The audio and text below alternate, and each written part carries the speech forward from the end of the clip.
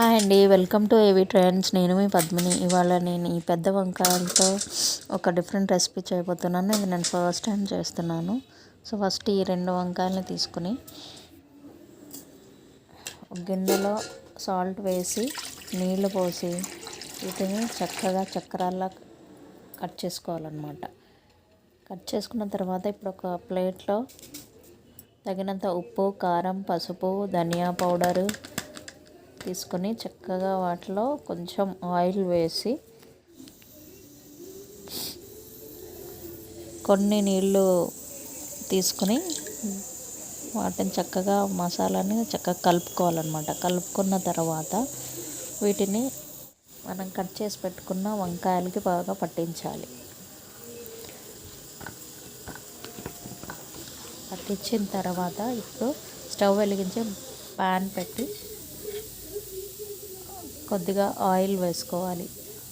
Oil వేసుకున్న తర్వాత వీటి వంకాయ ముక్కల్ని చక్కగా back to back shallow fry చేసుకోవాలన్నమాట. ఇలా చూడండి, మంచిగా షాలో ఫ్రై చేసుకొని పెట్టుకోవాలి. చూస్తున్నారు కదా వీడియోలో.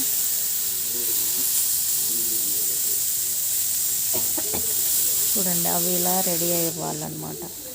ఇప్పుడు ఒక గిన్నెలో చిక్కటి పెరుగు తీసుకుని దాంట్లో దాన్ని బాగా చిలక్కొట్టిన తర్వాత దాంట్లో పసుపు, ఉప్పు, కారం, ధనియా పౌడర్ వేసి చక్కగా కలుపుకోవాలి. కొన్ని వాటర్ వేసి కలుపుకోండి. ఈ మిశ్రమాన్ని పక్కన పెట్టి ఇప్పుడు స్టవ్ వెలిగించి బండ పెట్టి పోపు, ఆవాలు, జీలకర్ర, ఎండుమిర్చి, కరివేపాకు వేసి పోపు వేసుకొని ఆ మిశ్రమాన్ని పెరుగు మిశ్రమంలో కలుపుకోవాలి.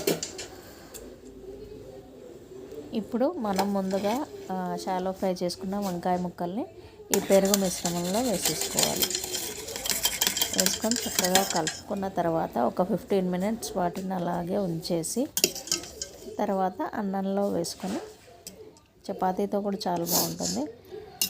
డిఫరెంట్ రెసిపీ, ఇది ఫస్ట్ టైం చేశాను, చాలా బాగుంది.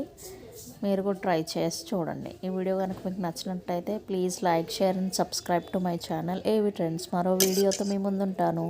అంతవరకు బాయ్.